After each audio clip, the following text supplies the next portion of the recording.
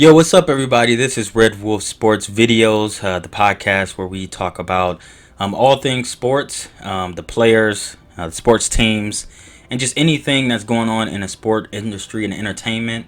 We just cover both pro sports, high school sports, and also college as well.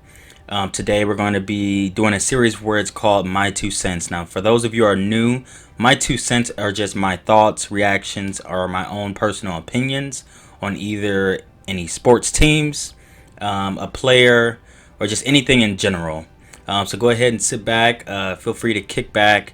Let me know what your thoughts are along the video in the comment section. But to go ahead and dive right in and not waste any more of your time. Today we'll be talking about T. Higgins. Now T. Higgins is a receiver out of Clemson University from Tennessee. He's a junior. He's about 6'4", almost 215 pounds. So he's one of the bigger receivers in this draft class. Now this draft class is loaded. If you've been listening to my videos, you would know that. Or even if you're just stumbling across this your first video, if you follow the NFL, you follow college, you know that this is going to be projected to be one of the historic draft class for receivers. Now looking at T. Higgins, I believe if he's coming out in any other draft, he would definitely be probably the first or second receiver coming off the board. But being that it's just so loaded, I think he will be affected by that and he'll get pushed down a little bit. But just to kind of quickly touch on him, he's definitely still, in my book, a top 5 receiver. And it kind of just all depends really on what you're looking for. Now, if you're looking for this draft just has so many different variations and varieties of receivers. If you're looking for a small, quick receiver, I mean, you can definitely go with a guy like KJ Hamler out of Penn State.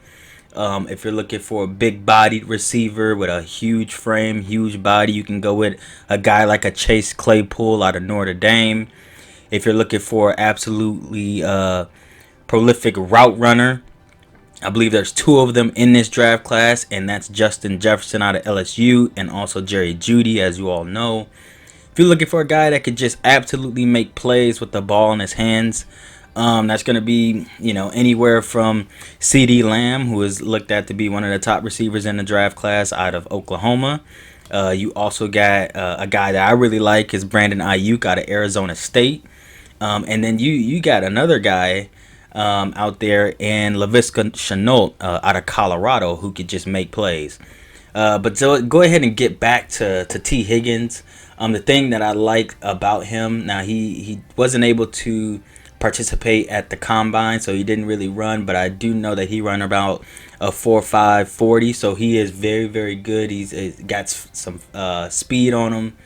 And if you kind of just look at his background, I mean, he was Mr. Football twice as a junior and a senior in the state of Tennessee, and also won Mr. Basketball as a junior as well. So he's bringing that basketball background in his play. So when you watch T. Higgins at Clemson, you would know like Trevor Lawrence had him and Justin Ross, these 2 big, tall, linkier receivers that can just go up and snatch the ball and just moss guys flat out. Just moss guys and just jump right over them. Pretty much just throwing jump balls and can pretty much just dunk on these smaller corners who's going to range about anywhere from 5'10" to maybe 6'1". You don't really see too many Richard Shermans that's 6'3" out there playing corner. So you're just going to go ahead and jump right over these receivers. Now to kind of go ahead and touch on T. Higgins' his strengths. As I mentioned, he's a tall jump ball type of receiver. So if that's something that you're looking for, that you may need, this is a guy that you would want to go ahead and take a look at. He could jump out of the gym in his routes. He can really, start separating from a corner just because his legs is just so much longer than a corner that's just trying to guard him.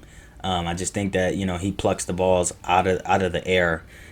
Just a really good receiver that I just think will definitely be one of the top guys in the draft. Now, just kind of just watching him, like as I mentioned, I'm not really watching and breaking down the whole film. I just pretty much just watch, the game tape and kind of give my thoughts on what I see, when they jump off my screen. He does make plays in big games. I mean, he's played in the playoffs every year at Clemson. They're one of the top programs in the country, so he's going to play in big games all the time. He's played in the national championship this past year, scored a touchdown on our end around, so you was able to see his versatility and that he can have some run after the catch or just make plays with the ball in his hands.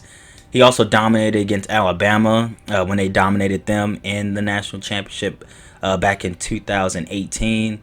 He was first team All ACC in 2019 and second team All ACC in 2018. So he's very, very talented. He got a lot of honors with him. Now, to kind of just touch on his weaknesses or the cons that I would say for a guy like T. Higgins is I think he can definitely improve as a route runner. When you kind of look at a guy that's 6'4", it's really hard to be able to get in and out of your breaks, sink your hips. That's really tough to do when you're that tall. Your legs are just that long. So I think being in the NFL, that's just gonna make something that he could definitely work on. You won't have any classes to really worry about, so you can throw that stuff out of the window. He can pretty much just work on his craft. So once he does that, man, I really think a player comp for him on a high end, he could be AJ Green. Now AJ Green is dominant. Now if AJ Green didn't have any of his injuries, we'll be talking about him with one of the top three receivers with Julio Jones, DeAndre Hopkins, Mike Evans, Michael Thomas. AJ Green gets busy, man. So when you watch AJ Green, and he's did it with the Bengals, just imagine if he was switched in that draft class, because he went first, I believe, and then Julio Jones was also in that draft class, and he went to Atlanta. So just imagine if AJ Green was on Atlanta and he got to play with Matt Ryan. I mean, no disrespect to Andy Dalton, but he's not a former MVP like a Matt Ryan. So if he was in the offense, AJ Green, you would be able to see his full repertoire, just his whole toolbox. Of what he could do. Now AJ Green, like I said, I really like him.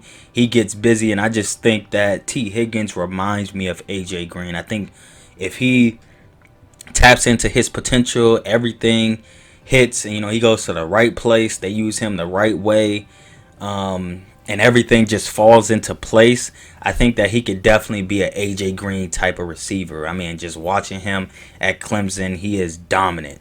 That's one thing that comes to mind. I mean, he's just mossing every single DB.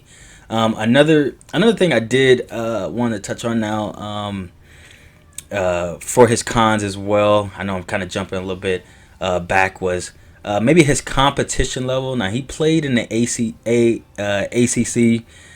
Don't really play against too many big time corners out of that that's gonna get drafted out of the ACC.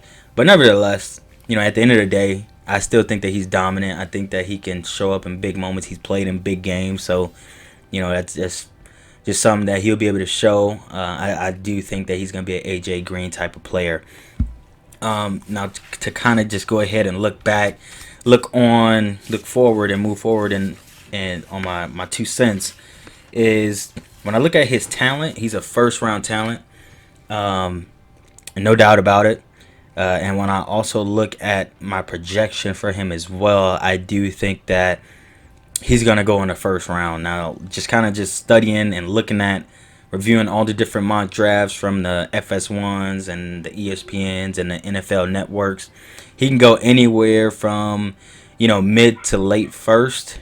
Just kind of what I'm thinking, like I said, it's just loaded draft class. I really think that he's a first round talent. I think a lot of these guys is first round talents. I would say DeCosta for the Baltimore Ravens, saying that he can find a quality starter receiver in the 4th, 5th round is one thing that I read and I heard him saying.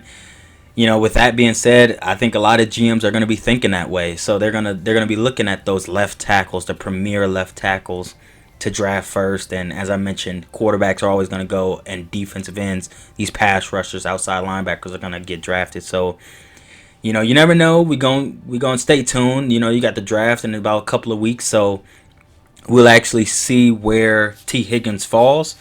With that being said, I mean that kind of just wraps up my conclusion on T. Higgins. I think he's great. I think he's a really good prospect coming in. But I want to hear what your thoughts are. Go ahead and leave a comment on it. Let me know if you think that he's a guaranteed first rounder no matter what, or if you kind of think my theory about the supply and demand that he might be one of those outside looking in guys. The only two receivers I think that are guaranteed to go in the first round is CeeDee Lamb and Jerry Jeudy. Everybody else can really get pushed down, even though I think that they're all our first round talents. So just go ahead and hit that like button. Let me know what your thoughts are, if you agree or disagree, and go ahead and subscribe, man. Bye bye.